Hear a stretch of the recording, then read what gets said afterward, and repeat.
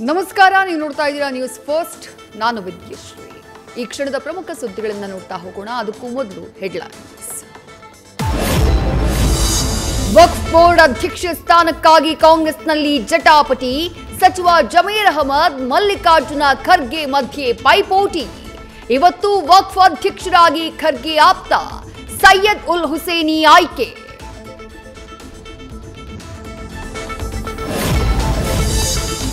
Ranya Rao gold smuggling ಪ್ರಕರಣ.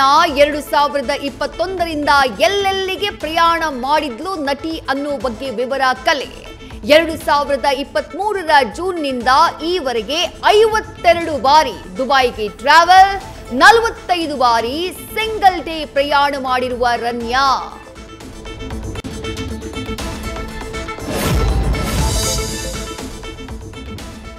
ರನ್ಯಾ ರಾವ್ ಕೇಸ್ನಲ್ಲಿ ಸಚಿವರ ಭಾಗಿ ಬಗ್ಗೆ ಚರ್ಚೆ. ಕಾಂಗ್ರೆಸ್ನಲ್ಲೂ ಇದ್ರ ಬಗ್ಗೆ ನಡೀತಾ ಇದೆ ಗುಸುಗುಸು. ಇದೇ ಕಾರಣಕ್ಕೆ ಡಿಸಿಎಂ ಡಿನ್ನರ್ ಮೀಟಿಂಗ್ಗೆ ಕೆಲ ಸಚಿವರು ಗೈರಾದ್ರ ಅನ್ನುವ ಚರ್ಚೆ ಮುನ್ನೆಲೆಗೆ. ಆನಂದಪುರದಲ್ಲಿ ಮಹಿಳೆ ಸಾವು, ಬಳಿಕ ಬೆಸ್ಕಾಂ ಅಲರ್ಟ್. ಅನಧಿಕೃತ ಮೋಟಾರ್ಗಳ ಕರೆಂಟ್ ಕನೆಕ್ಷನ್ ಕಟ್. ಮೋಟಾರ್ ಇಲ್ಲದೇ ಇದ್ರೆ ನೀರ್ ಸಿಗಲ್ಲ ಅಂತ ಸ್ಲಂ ನಿವಾಸಿಗಳ ಆಕ್ರೋಶ.